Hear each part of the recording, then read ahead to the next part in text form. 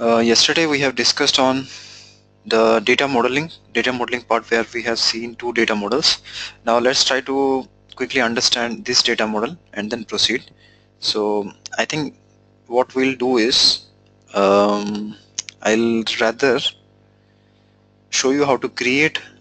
Okay, we'll go through this quickly, then I'll show you how to create the base object staging table and then the landing tables so that you can use maybe this weekend to practice and all that. Okay, now yeah, first of all let's study this data model. See, this is a party based data model. First thing is, in this ORS sample you will see that there are two data models. So one is this party data model, right? And you will see something strange, that is you will also see a product data model. So party data model means party MDM, then you also have product MDM. Two MDMs are there in this same ORS, right? Now you might have seen this thing when I was explaining the multiple ORS, right? So I was telling that you have customer MDM in one ORS, product MDM in one ORS. Now this is a strange case what you're seeing here. So you're seeing two MDMs in a single ORS. Now why am I doing that? Like why two ORSs are created in a single domain? Because I would like to relate a product to a party or a party to a product. It means like I have a customer called as Sunil, and I also have a product called as iPhone, right? Now Sunil has purchased an iPhone, so I would like to understand that Sunil prefers iPhone. I would like to view that relationship. Sunil prefers iPhone. So if I want to relate two data models, then I must do it here. Okay, I must do that thing in, and that's the reason why I'm putting two different data models in a single ORS, right? And if I go to here, the party based data model, you will see that there are a lot of reference tables. Okay, you see many reference table for gender, for name prefix, for generation suffix, right? You will see many lookup tables, but no need to worry because these are just lookup tables. For address I have country, state lookup table, right? So marital status, electronic type. So lookup table is, there's nothing to explain, you already know what's lookup table. And then I have the main table, that's the party. Then the party, then I have the person details, that is nothing but my contact, which is a one-to-one relationship. Then I have the party. If you see, this is party and this is address. How party is related to address? Party is related to address. This is sorry. See, this is party, this is address. How they are related? They are related via this table, this intersection table. Okay, you can see that this intersection table, same thing as what we have done earlier, but only thing is you will see some additional tables, right? Now the party account in our case was one to many, here it is many to many using this relationship table. And then you have electronic addresses as a separate table. Then you have party rel table. Now this defines the relationship between the parties. Like I have Sunil, and let's say I have a company called as Cisco, another one is Cisco Cloud. So this describes the relationship between Cisco Cloud and Cisco. So that's the hierarchy. So this is used to manage the hierarchy. Then I have organization extension and party name. This might not be necessary, you understand? So this party name separately might not be necessary, so that depends.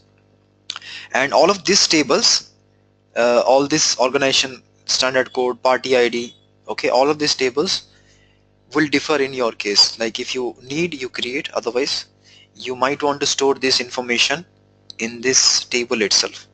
That depends, right? And then I have the party phone, the phone numbers are stored. Then party group, grouping of party. Grouping of party means what? I have, let's say, John and Frank are brothers, right? And John Smith, Frank Smith are brothers, so they belong to one household. So that's what is the meaning of grouping of parties.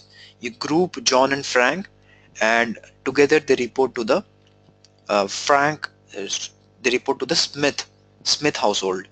That's what this means, right? And then grouping of party, grouping relationship.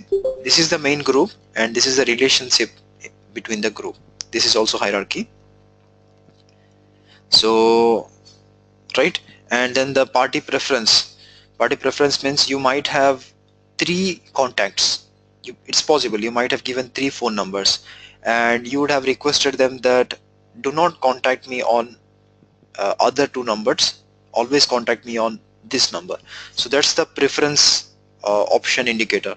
So this is important because you should not contact, if the person is saying don't contact, otherwise that might cause legal problems.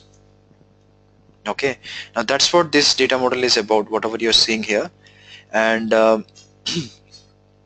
right now, once this is clear, what we'll do is, so you go through this data model, then if you have still some doubts, what you do is you open this one, then there is ORS configuration guide. Go through this. Here you will get a detailed explanation of the tables. So for example, these tables, so let's say what is the meaning of this account table, what's address table, what's organization extension, party table, what it does, and all the things. Okay, you can go through that later, but now we'll proceed. So we'll start with ORS creation. So since this data model is also done, let's start with this tool access. This is done. So we'll create the ORS, then we'll start with this base, landing, and staging, those kind of things, right? So first let's create the ORS. ORS, you know what's a ORS now, and there is a master database, that's a ORS database, and you can see that I have many ORS databases here, right? So the creation of an ORS, who needs to do that, and when it is done, who needs to do that is, this is done by the administrator, only by the administrator. Okay, and when it's done, it's typically done as a part of installation. During installation this will be done. So this is not something that you will be able to do, only I will do it. I'll just show you, but in case you are like whenever it's necessary in future, when you get work in admin side, then you might use it, this information. I'll just show you how that is created.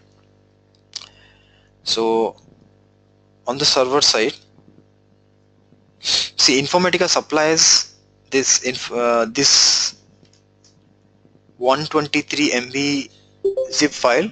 Okay, and this zip file I've already shared it in Google Drive also. So if I remember, then that zip file will also be there in the Google Drive. I'll just show you. I think here, 1 minute, why this is duplicated.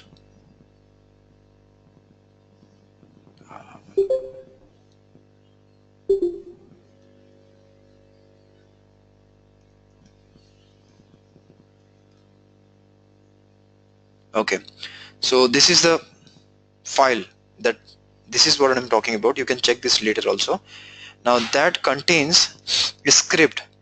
Okay, if I go here and in the databases and in bin, I can see there is a script called as zip_and. So I need to execute that script in order to create the ORS. So let's do it.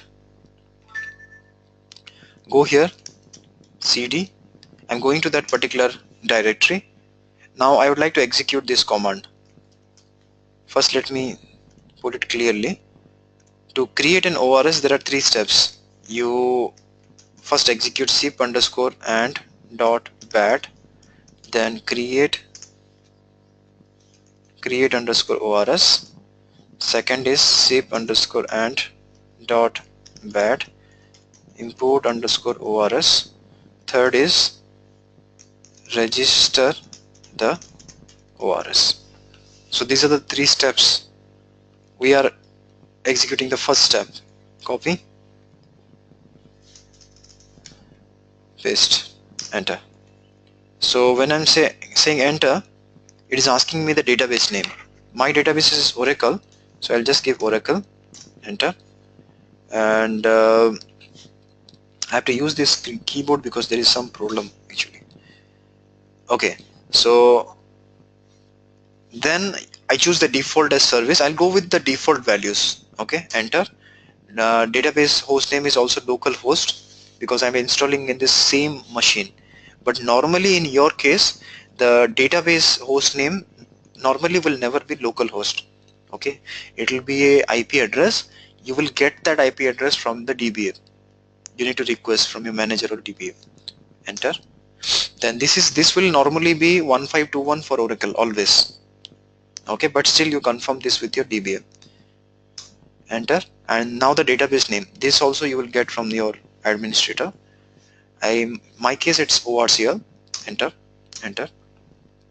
Just say no. Then the name of the ORS that you want to create. Let's say I want to create ORS underscore class 3. Okay, let's say I want to create ORS underscore class 3. So enter. Normally the database passwords I always keep it as Tiger. So here also it's Tiger. Enter. Sys password is also Tiger. Just default values. Enter. So the first step is done. It created an ORS. So what happened in the backend? If I go and check in the database, let's see what has happened. In the database, if I go and class 3, if I try to log in, connect, so I'm able to connect. It means that the ORS has been created. But if I check the user underscore objects to see what is in here, nothing. So a user is created, but nothing has been created in that user. So just plain user, right? Now you will see the objects once I do the second step. So once I do the second thing, then you will see objects there. Okay, copy that. Let's execute the second step. Same as earlier one, Oracle, enter, enter, default values, enter, enter, just default values. Now you need to type the name of the ORS. This should be the same name that you have created earlier. Should not be different, same. We created ORS underscore class 3. So I'm just using that. Enter. Password is Tiger. Should be same as earlier one. Enter. Enter. So you can see what it is doing now. It is importing lot of things, right? And if I go and check that in my database, I can see a lot of objects. And if I write a better query,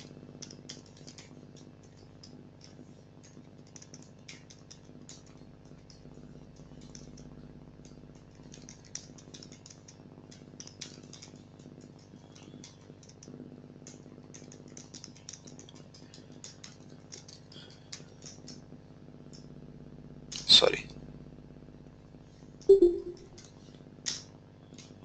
Okay, so it's done, I think. Okay, it is done. It took almost like 1 minute. And here I can see what are the objects. I can see there is one index, sorry, 354 indexes, 284 tables, and lot of other objects were created. Lot of other objects were created as a part of your ORS creation. And what are these tables? Let's check some of this. So if I go here, then these are all the tables. These are called as the repository tables. There are two types of tables. You will see something called as C underscore repos. Okay, and you will see something called C underscore repar. C C underscore repar are backup tables, so not used much, but C underscore repos are very active table. So whatever changes you do in your in the tool, everything is actually noted down in this repository tables. Okay, you have somewhere around 156 repository tables, right? That's what is the process of uh, repository creation. See, the step is like this. First step is this one. Now all what this does is it just creates a user without any content, so no content. Now second step now second step is a step where these tables, whatever you're seeing here, right, all these tables, I'm just importing all those tables in the second step. That's the reason why um, I'm importing this second step. And now from where it is importing, so if I go here and in this script, when I say import, then it already has lot of inbuilt scripts. That is, you can see that Oracle, then by default many SQLs are there. You can see here there are many SQLs. All these SQLs will be executed. You don't have to worry about that, the script will take care. Okay, so the tables importing and all that, you don't have to worry all these things. If you go and check it, then you will see this is the script, I think, create ORS. If you go and check it, I think this has the repos tables. You can check it in somewhere, you will get the repos tables. One second, you can hear me, right? I'm getting a message that can't hear. Can someone confirm? Okay, fine, thanks. Okay, fine, thanks, got it.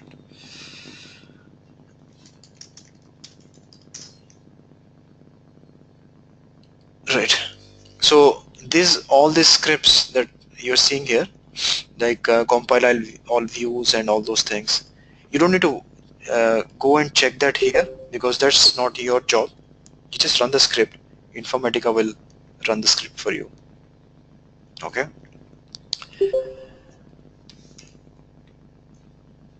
yeah, okay, right. So that's how the ORS is created. And let's create one more quickly. Hi Sunil, please start. Yeah, Ram. Actually, in the repository, you said two types of tables will create, right? One will Rep, be right, backup table, one will be the vendor table. right.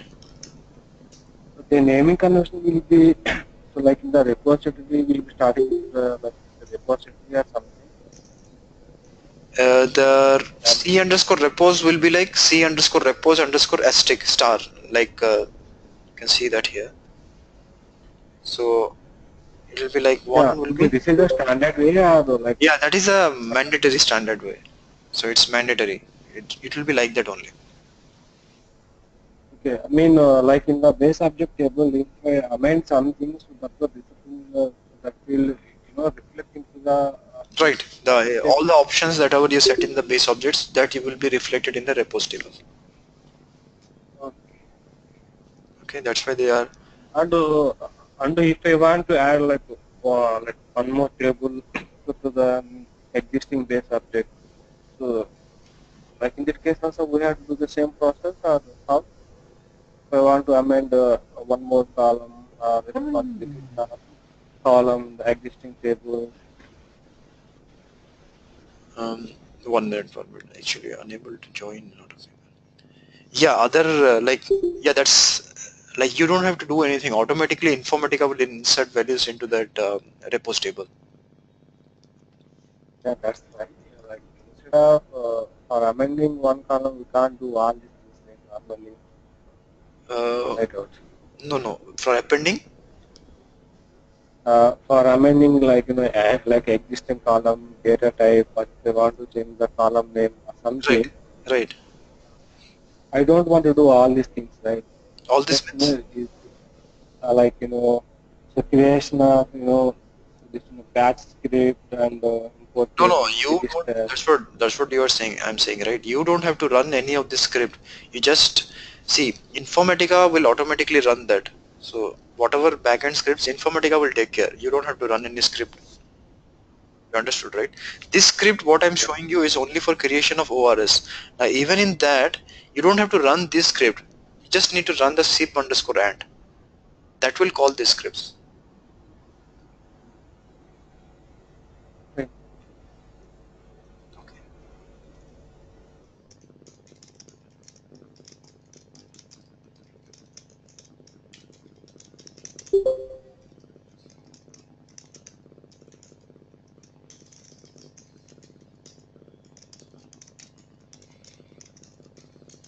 Okay, fine.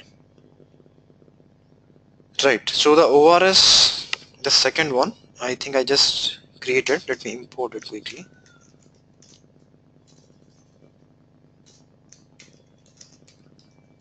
Lab 3. Okay. So now it is getting imported. So if I check in the tool, let me relog in once.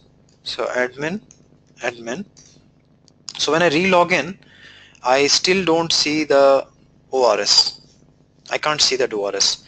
Now I can't see the ORS. The reason is the third step is not implemented.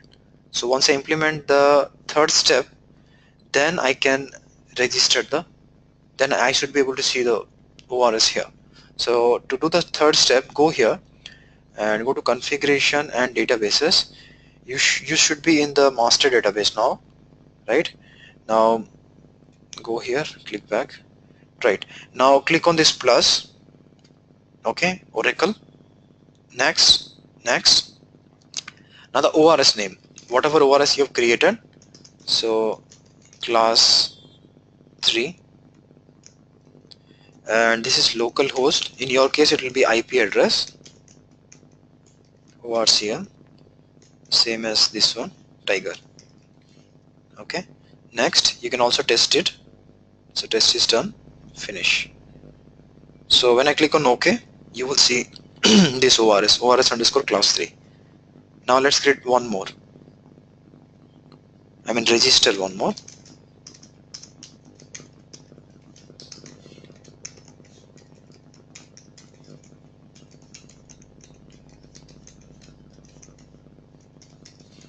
Okay. Done. Finish. Okay. Right. Now if let me try to log in here in this class 3 that I created. When I go to class 3, then in the schema, when I check the schema, um, you don't see any base objects. Okay. See, if you have any question, you can directly unmute and ask, because I don't have to unmute. If you have any question, you can directly unmute. I think you are unmuted only, right? Otherwise, you can send a chart also. That's fine, right? So you can see here ORS class 3.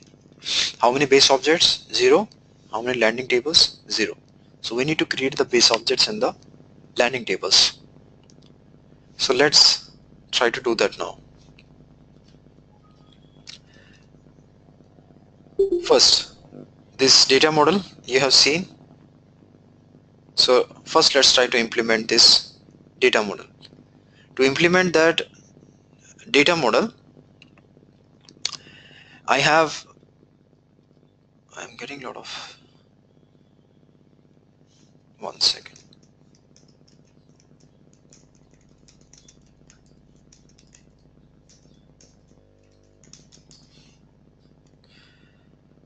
Okay, so we need to, the objective is we'll create the base objects, the landing table, the staging tables, all these tables. Okay, now the first thing is, should I create the base object or which one? Should I create base object, staging, landing? See, you can create the landing table first or the base object first, does not matter. But the staging table cannot be created now.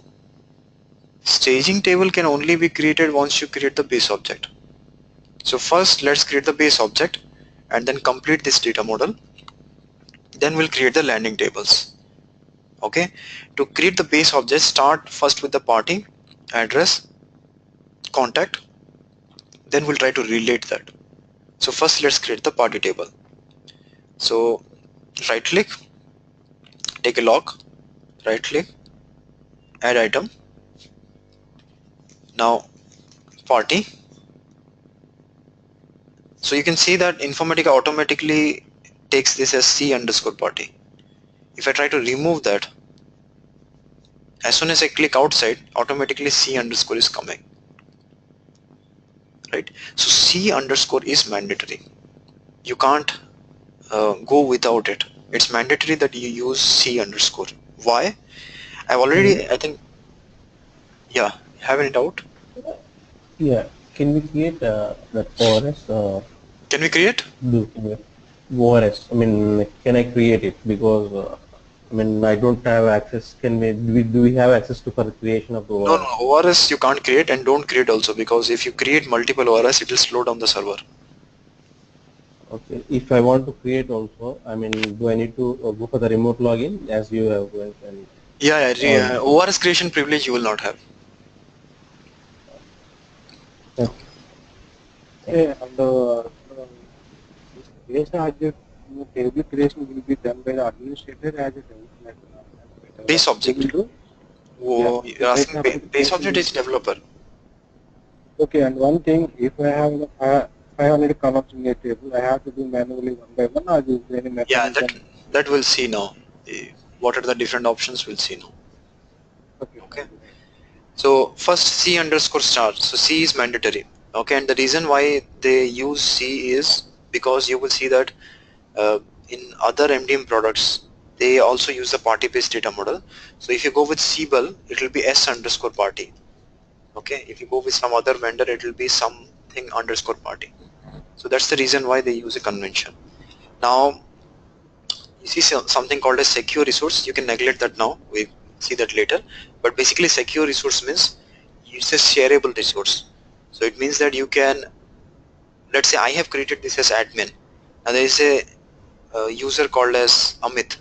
So if I want Amit to access this table, so this must be secure.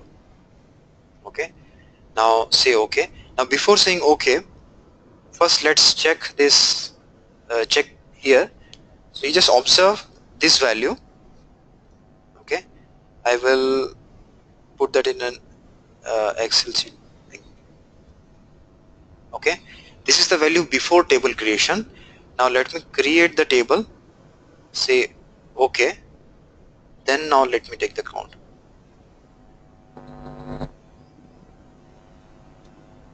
Okay, now this is done, right? Now let me take the count.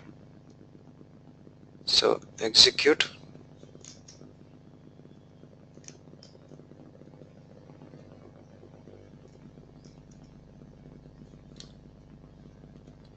Okay, can you see what happened when I created a base object? You can see that just see what happened. 20 indexes got created, 11 tables got created, and one view got created. 20 indexes, 11 tables, one view. So you can just concentrate on the tables. 11 tables got created, because indexes we don't need to worry, happens internally, right? 11 tables got created. What are those tables? Let's check that.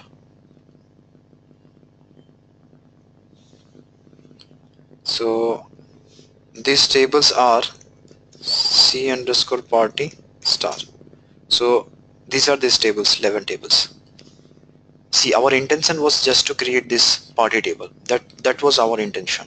But Informatica created all this underscore CTL, DRTY, all these tables.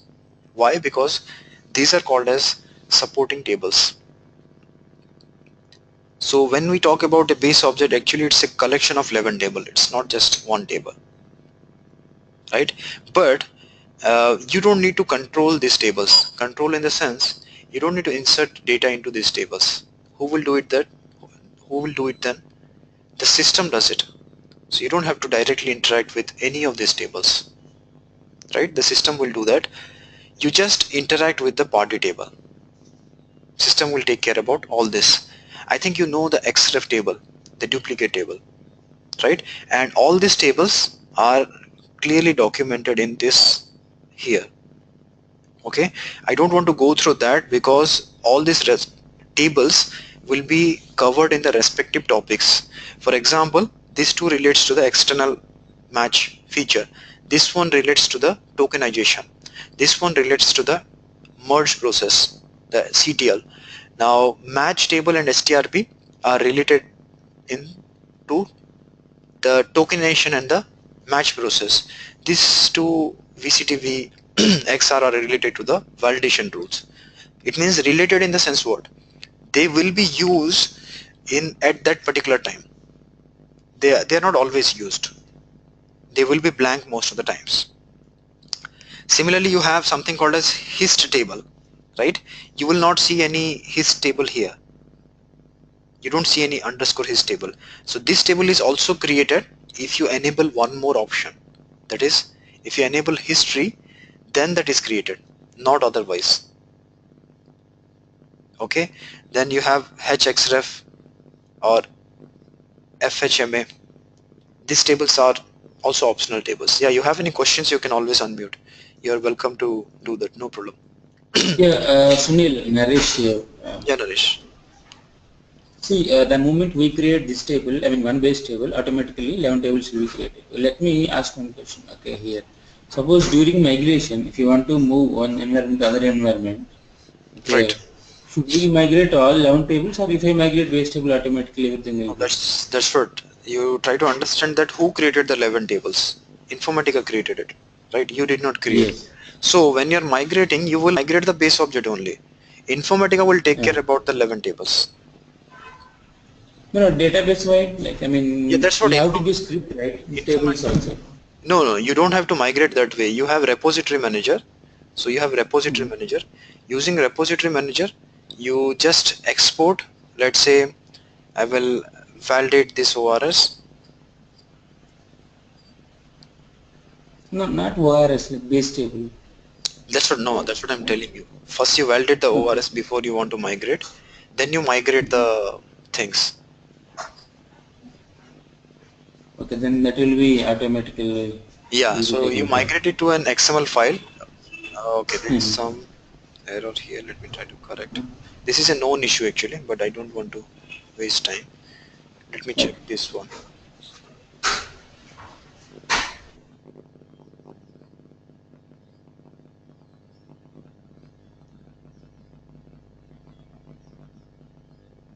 Okay, now let's say if I want to export this, go here and class 3, then export that particular thing. Let's say class 3. I would say temp because this is useless anyway. See, I'm exporting that to a XML file, and I can import uh, that thing, that XML file. Let's say if I want to import, right, then I need to select just this and just say promote. I need to select the target and all that. If you do that, Informatica will automatically take care about all these tables. You don't need to worry about uh, that. That's not your job. That's Informatica's job. Okay, let's go back. Right, now what you do is, But this is just metadata, right? I mean, only informatic level it creates, but database level also it creates. database level in the sense you are saying migration. See, this repository Yeah, manager will only migrate the metadata, that is the code. It won't migrate data. yeah, yeah. Yeah, but That's if you what. want to migrate code, you have to do that in the database. You have to copy the whole Yeah, ORS. that's what my question Yeah, was. you have to Yeah. copy the whole ORS and dump it in the target. You don't Okay. copy Yeah, that is my individual. question actually. You don't copy individual objects because that will corrupt the database. Let's say you Yeah. have a ORS called as ORS underscore class 3. So what you do, you take up the Okay. backup of the complete ORS, full database backup. Hmm. Okay, full Okay. schema backup, and then you recover the backup in some other target database. Then you will see the data plus code. But here it's just the code. It cannot migrate the data at all. Okay, in that case, if any changes, entire schema we have to migrate to Yeah, higher levels, right? this is normally Yeah. used to create environments. For example, you have Okay. created a development environment. Now you created a lot of objects. Now you want to install the SIT, system testing, and you want to, whatever is there with the data you want to copy paste. Or the good example is, let's say you have a production environment, right? Now you want to conduct a something like a pre-production environment, which should be the data should be copy paste of production. Okay, then you can use this feature. So take a backup of production, recover that in pre-production. Yeah, perfect. Thanks. So what you do is, so these tables I'll not go through now because you will not understand anything. What is match? You have no idea uh, what is a tokenization. So if you don't understand tokenization, you will never understand what is this table. But still, since all these tables are very important from interview point of view as well as from work point of view, very important. So you try to by heart these tables at least. If you can do that, that's better. Try to remember, okay, CTL used in survivorship. Dirty, it's used in tokenization. EMI emo used here. So you try to by heart and remember these names. We'll talk about this later, right? But whatever it is, as a result of that, I have this thing got created, right? Now, if I go to columns, I can see that there is row ID object by default because that's the primary key. And if I click on show system columns, I can see a lot of columns here. I see almost like 14 columns. What are all these columns? They are system columns. Means system columns means it will be used by the system. So you don't need to play around any of these columns. It means you don't need to change any data in, you don't need to insert anything to these columns, or you don't need to update anything. Informatica will do that. That's not your job. Your job is to insert data in your custom created columns, right? Now that are the columns that you need to first define, right? So first take a log. That is nothing but this column we are talking about, these 4 columns, right? So the first method to create this column is, you will get a mapping sheet like this, right? And then just go here, you whatever is there, you go here, plus plus plus plus 4 plus. First one is the name, second is the, if you directly copy paste, a space will come, it's not desired, just copy like this, and then party type. Okay, this is one of the methods of creation. That is, you have an Excel sheet where you have something, you copy paste that, as well as the data type. If you want to change it, you can change it, and then you finally save it, right? And before I save it, let me check this party table. You can see that these columns are not here, right? But if I go here and save it, then you will see that those columns will be created here. So let me refresh. Here I go. So these 4 columns are created, right? So you understood, right? Whatever you are doing it is getting reflected here. Now what about these tables? So will these columns be created in this table? Now that depends. Some table it's created, some table it's not. That you don't need to worry, Informatica will decide. Okay, for example, cross reference, you will see it's created here, but here no, in no other table, just that table it is created, right? Sometimes it will be created in EMI table also. That depends. You will understand, like later it will be clear why and when. Okay, now Sunil, yeah, this is Krishna. yeah, Why those tables are added in that columns? Like only 2 tables are added in columns, right? right. What about the remaining tables? Only 2 tables are No, added, right? remaining tables are used for a different purpose. They are not to store the data. You understand, right? Party is used to store this data cross-reference will store this data, but the purpose of let's say EMI table, it's not to store that data. Okay, purpose of match table is to store the match result. The purpose is not to store data, your customer data. No, it does not store customer data. It stores the matching related information. So you understood, right? So that's why Informatica does not store this information in HMRG, match, STRP tables. That information Okay. is only stored in the base object and cross-reference table. Okay. Okay. Got it. Okay. Okay, Thank you. right. Now this is one of the method. So the first method is you have an Excel sheet where you have a mapping sheet. You have a mapping sheet like this, and then you just go here and try to copy paste like that. That is one of the methods of doing. Second method, let's see a better method. The better method is to do that. First, let's create another table, address, and another one as contacts.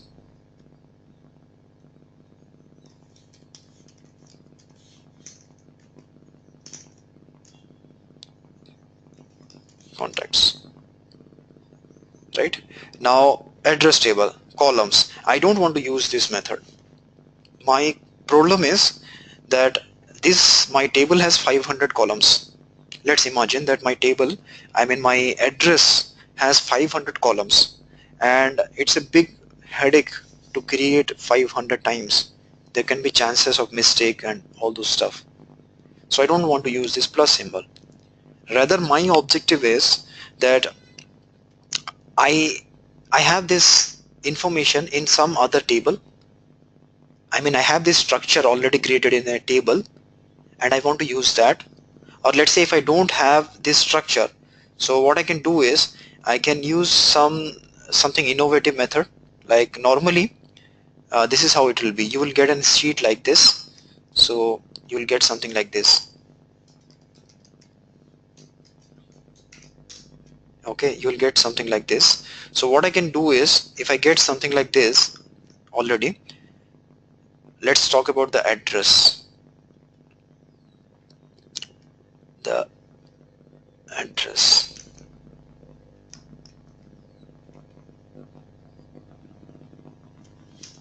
Okay, so I have this in Excel sheet or maybe in database, doesn't matter. So you do it like this, then you give comma comma comma comma, then you can type something like create table tmp underscore addr, and this, then this, and you can execute this statement in the database, the ORS database, right? And this is one way. Or let's say if the structure is already there, then what you do is you use this option that is called as import the schema. So let's use that, and to do that, connect to a database, localhost, then orcl. Now the schema name, so in wherever you have created this one, right, whichever database, you connect to that. Now let's say that it's already created. Let's say in ORS class 1 it's already there, I know. So let me connect to ORS underscore class 1, same this one, tiger, next, right? So it's already there. I can go here, next, and here I go. So what I'm doing, structure is already there, I'm just importing the structure from some other table and just say finish. It's done. This is the second method of doing, right? And let's do that again in contact. Go here,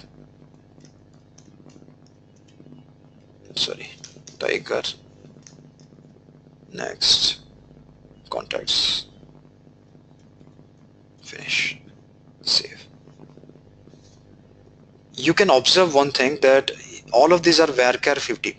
So normally that depends. You will get the specification from your analyst, business analyst, because that's his job, deciding that. Okay, you can't do everything. And so whatever it is, once you get this specification, you can just, if it's varchar, then put varchar, date, then put date, and this precision also, length. But you see that the party type, party ID is char 14. Now is that mandatory? Yes, that is mandatory. It's mandatory that you should have char 14 only. You can't have anything else. Why is it so? Because if you go and check it here, you see the relationship. You see that the party ID is equal to the row ID object, right? Now what is the data type of row ID object? It is always char 14. So that's why this should always be char 14, right? Anyway, this party ID again, I'm telling you, this party ID is not related to this. Okay, this party ID is related to the row ID object of the party table.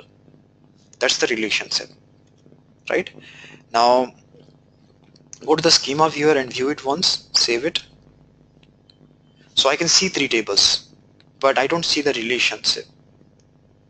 So now let's try to create the relationship. To create the relationship, go to schema. So before moving ahead, first you notice that party is the parent. Of course it's the parent. This is the child. How do I know? I know using the symbols. This 2 minus symbol means it's the parent, and this means it's the child. Okay, so I know that party is parent, this is child, and these two are child. Now I want to relate party address, party contact. So if I want to relate, then you need to use the relationships feature here. But be careful when you're doing. Careful in the sense, do not go to the relationship property of the parent. Don't do that. If you do that, you create a reverse relationship. You always go to the relationship of the child table and configure. Go to the relationship of the child and configure, right? Go here, plus, now I'm trying to relate party ID with row ID object. Okay. Similarly, go here and do the same thing, the party ID with the row ID object, right? And so we have related. Let's see, still not done. We refresh once. So this is done now. Party ID is related to address, ADDR, and it's related to contacts. Okay, now some people might be a bit curious that sometimes you see a round here, like in here you will see a round, right? A round. Here you don't see a round. It's very simple. If round is there, it is 0 to many relationship. If round is not there, it's 1 to many. It means now it is 1 to many. If I want to make it 0 to many, what do? Go here, make this as nullable. If this is nullable, then it's 0 to many. Go and check it. See this. 0 or many. Now normally it should never be 0 to many, because we don't want, for example, try to understand what is the significance of this. If I make party ID as nullable, what happens here? Is this correct? If I make party ID as nullable?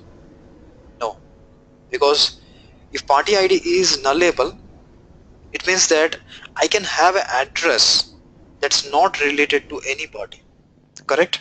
So you understand, right? If party ID is nullable, it means that I can have an address without an address that's not associated with any party. It means that's called as an orphan address. Now orphan addresses, you might want to keep orphan children's, but you don't keep orphan addresses because they are waste of they just take space without doing anything. Because if you want to keep orphan addresses, let's say if you're in US, the population of US, I think it's 23 crores or something, so you will have around almost like millions and millions of addresses. If you allow orphan addresses, your business, if you're doing with 1 million customers, your addresses could be 100 million. You don't want something like that. You want only addresses that are used by your customers. So you don't use orphan addresses. Anyway, the data model for small data model is done. Just remove that, the label here, save it, and refresh.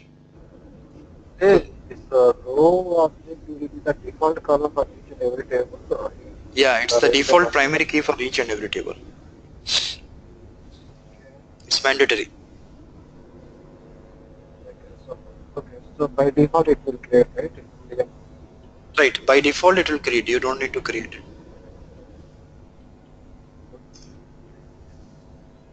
Okay, then right, so this is done. Now let's create the landing table, which is actually even simpler. The reason, there are no such advanced options like this. So you just go here, right click, say add item, landing table. So you can shift that also. Now LND underscore party,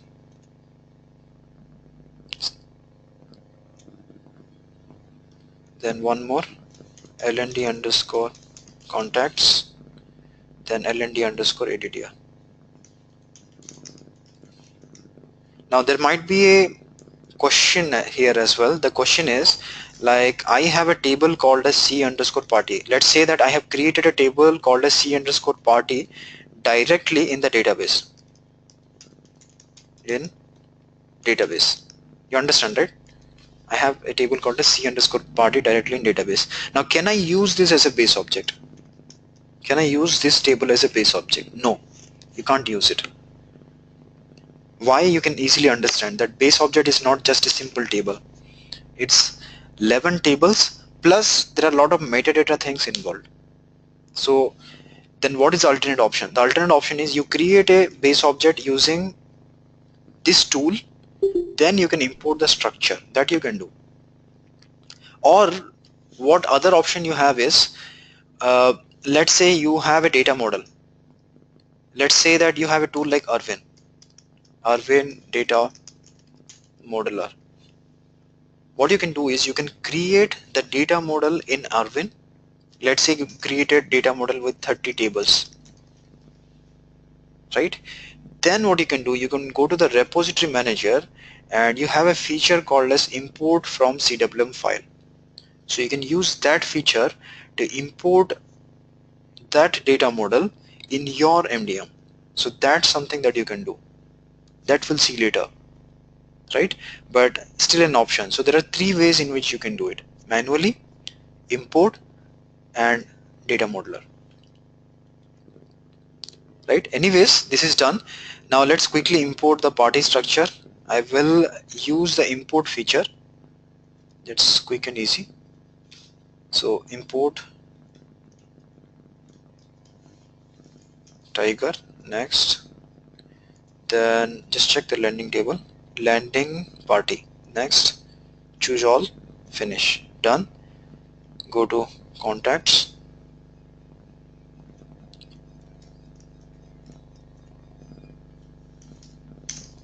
I'm not explaining these columns because yesterday I've already explained it. So I hope you're clear. Contacts, next, finish, save it.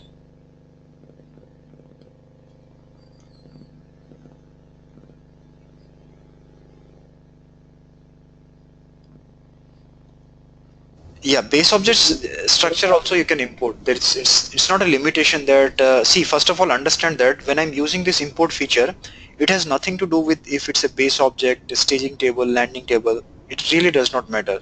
You can import from any table. I'll show you. See, I can import from this system tables also, which is slightly strange, but technically you can import from anything, a temporary table that you create, T, or any table. There's no limitation as such. Why I'm doing it? Because that's the least effort for me. Because if I import from base object, again I have to create some more columns.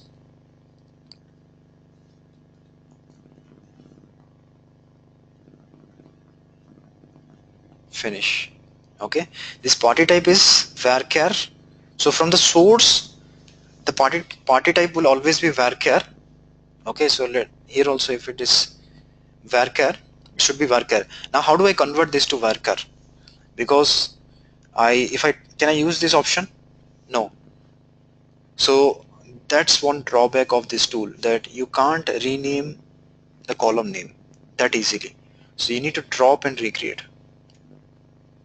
Slight headache, of course. When you have data, then you should be more careful, because if you already have data, then you have to do a data fix as well.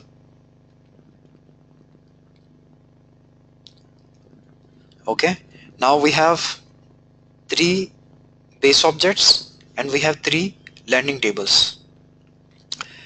Yeah. Actually, the base object tables and the landing tables should be in sync. Videos should be in sync. No, your voice is. Can you speak a bit louder and closer to the mic? Hi, is it okay now? Yeah, yeah. Okay, my doubt will be here, base object tables and the landing tables should be synced. Means the DDL will be should be same for the both the things, or it may differ. Base object, of course, different, right? The DDL, see, this will create only one table. Okay, if you go and check in database, if I go and check it, this will only create one table. Okay, let's say L and D star. So 1 minute. This sometimes takes some time to refresh. Yeah, actually, I'm not worrying about this additional 11 tables. So just the main tables only have that table. Yeah, main table. It should be synced. For suppose I have 5 tables in the like the base object table, base object. This same 5 tables should be present in the landing, or only 2 tables. Yeah, it should be there, as the equivalent landing table should also be there for a base object. Okay. Same DDL, same thing, right? Similar. Data So what type. what I explained here is, like in this session, like yesterday's session, now this structure is similar to that of this structure, but it's not mandatory that the structure should always be similar. If it is different, you need to map it. Ideally, in the project. Ideally in the most of the base projects case. you will see that it's the same structure. Okay, fine. Okay. Right. Then I have created this base object, landing tables. Now third thing is I should create a staging table. But before I create a staging table, I should create the source systems first. Right? Why? Because let's try it. To create the staging table, the syntax is you go here, you right click, say add staging table. But I'm getting an error that no source systems defined. Add a source system before defining the staging tables. Right? So first I need to define the staging tables. Why? Because I have explained clearly that staging table is dependent on the source system. So that's why first source system, then staging table. So to create the source system, go here to systems and trust, then system, right? So here you need to create it. Right click, add system, let's say demo, do it. So that's how a system is created, right? But in our project, what source systems we will create? So let's check that in this document, the source systems. So I have this different source systems.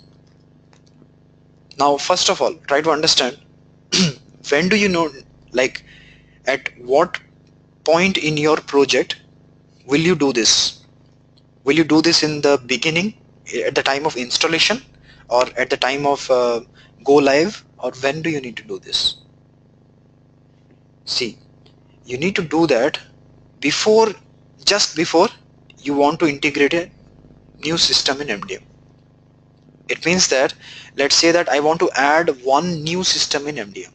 Like let's say I want to add a CKR in MDM, source system called as CKR in MDM. Then I need to do that. And it's a one-time activity. Means you do it once, that's it. You don't do it 100 times. If you do it once, that's enough. That's done. Right? And let's study this quickly. So in this telecom case, you have CKR, MLO, MCCS, COC, fiber, LKP, EDW, OCRM, internet. These are the different source systems. CKR is a legacy source system, which is also a client registration portal. So central client registration, that's what CKR is, right? And this is prepaid. Customers will be there in MLO, postpaid here. Then this is Chamber of Commerce. That is nothing but similar to Duns and Bradstreet. So you have Duns and Bradstreet. That's the equivalent of that. Then you have fiber. Then you have the lookup data, reference, country, gender, all that. Then this one is a data warehouse. EDW means it's a data warehouse. And then a CRM application that's called as OCRM, one CRM. Then you have internet, which is based on old technology. Now you have fiber, internet, both are internet. Fiber is based on new technology, internet. This one is on old. So the company is providing both old and new things, right? And then this is the interface type details, like how it is interacting with the this source systems.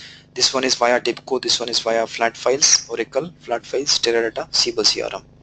And the batch interface mode, that's either in batch or real time, right? So that is also in there. And then additional specifications which you can go through later. Okay, now let's say I want to integrate only these two first, CKR and MLO. So what I do here is right click, add system, CKR, right? Normally the proper way is that you give proper comments. So what I will do is I'll just copy paste like this.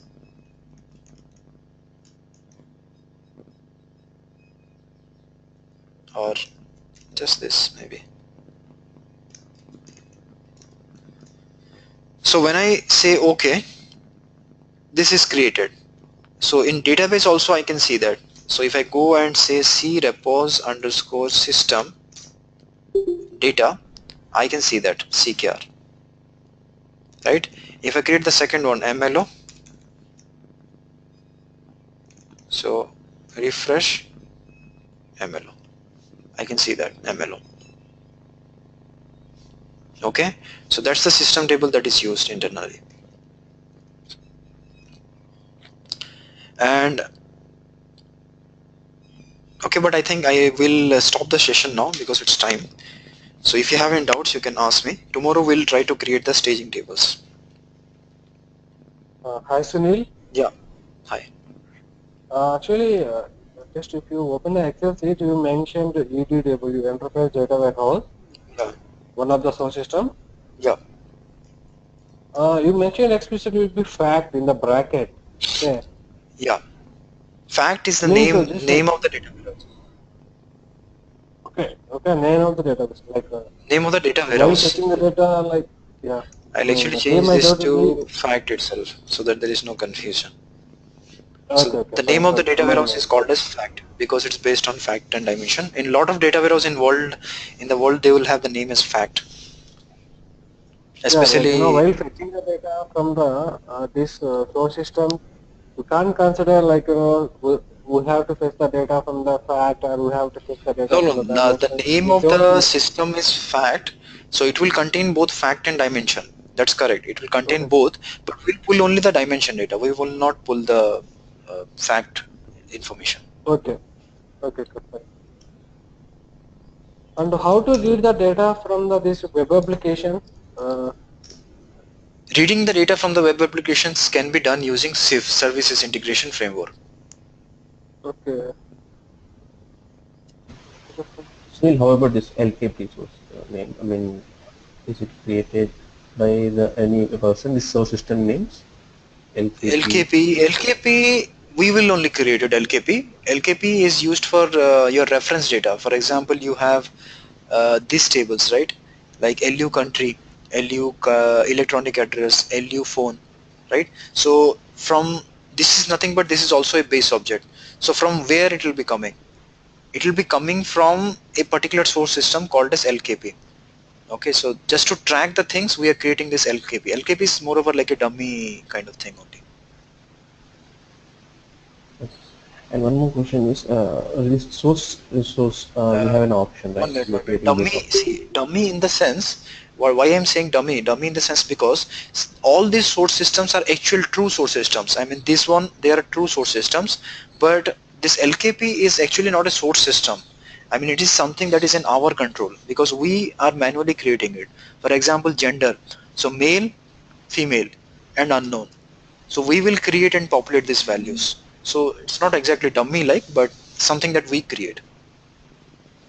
Okay. This is not only specifically for Yeah, this is telecom domain. It will not be all. exactly. Yeah, this will be there in any MDM project, not only telecom. The names will be different And slightly, one but more, yeah, and one more question is resource, secure resource. We have an option, right? When we are creating right. base object. So this, how do we give this authority for a specific person or anything else? Do we That you have have any to do it option or using this the is SAM, Security Access Manager.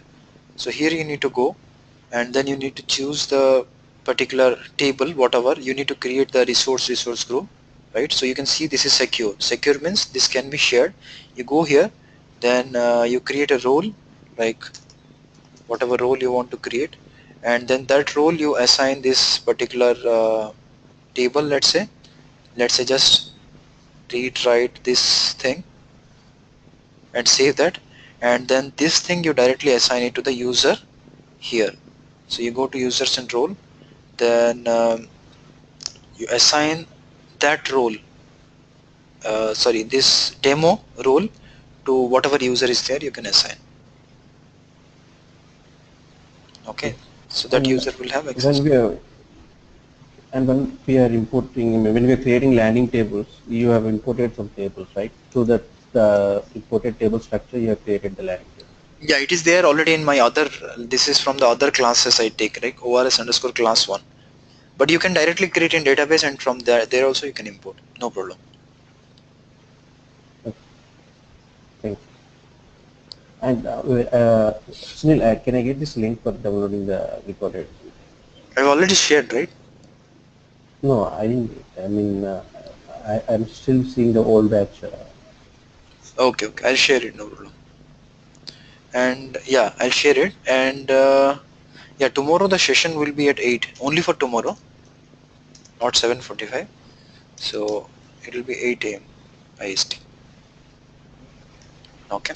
So tomorrow will be 2 hours or 1 hour? No, it's normal. One hour, 1.5 hour max.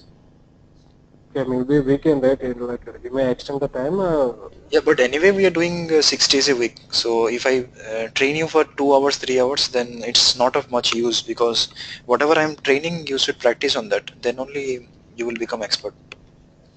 Okay, fine. And one thing, this MDM will run on the unique like in the real time projects will run on the Windows environment or in the See, Linux or maximum, Unix environment. yeah, maximum you will say 70% of implementations what I have seen are in Windows only. Okay, and remaining nowadays people are going, the new vendors are going with Linux, not much with Unix also, going with Linux, but it hardly matters to you. To you, it wouldn't matter much at all.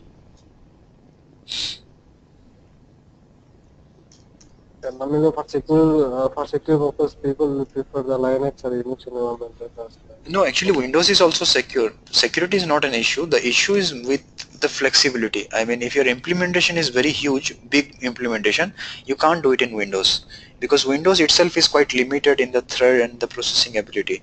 So then you must go with, even you can't go with Linux, you have to go with Unix only. So like Sun Solar is something. But normally people will go with Linux because it's quite easy to manage, and this nowadays this is the most preferred platform. But still you can okay. see 60-70% is in Windows only implementations. And one more thing, what is the life cycle of MDM project development? Mm, Development will be duration 1 year, 6 months. How much time they will take to finish the development it's a of the continuous MDM? process. For first of all, yeah, initiation will start like the installation and all those things. Then the design will take almost like 3 to 4 months something. Then the development will start, which will be, development will be a continuous process. So for example, normally let's say if you have 40 source systems that you want to integrate. So you can't integrate all the source systems in a single go. So you have to add 1 or 2 source systems per month or per 3 weeks or 2 weeks time. Then once that is done, go live successful, no issues, you analyze, then again 1 or 2 source systems. So Okay. you keep on. So after time, I mean, so they can't do all source system, right? No, So it's they will very start. risky. It's very risky to go with like 4 or 5 source systems in a single go. At a time, 40 it's impossible. At a time, 4 or 5 some people will go, but it's quite risky still. Okay. And one more thing, like in this, so this is the normal things I'm asking, like how the team size they will maintain. First of all, like in case of the ETL project, so there will be more ETL developers and less, Team less size will resources will depend be upon the what is the implementation style. So I have seen team size till 3 people till I have seen till 40 or 50 people also. But normally it will be somewhere around you for normal project it will be something around 8 to 11 people. okay. Okay. Yeah, the rule I'm comparing with the bit ETL. Yeah, that's fine. ATL is quite huge, but not this one. This is not. This will not be that huge. This will be huge if this is used as a client registration portal. If MDM is used as a client registration portal, then this will be quite huge. That is, this will be almost like more than 100 resources will be there. Okay, I mean, what is by client registration portal? Client I'm not registration able to portal means all clients will be can only be registered in your MDM. So if there is a SAP system in your MDM, SAP system in your company, SAP software, so SAP cannot register a client directly. First, it should go through MDM. Once MDM creates the customer in MDM system, then only SAP can create a customer. Okay. Okay. Okay, right. Thanks, guys.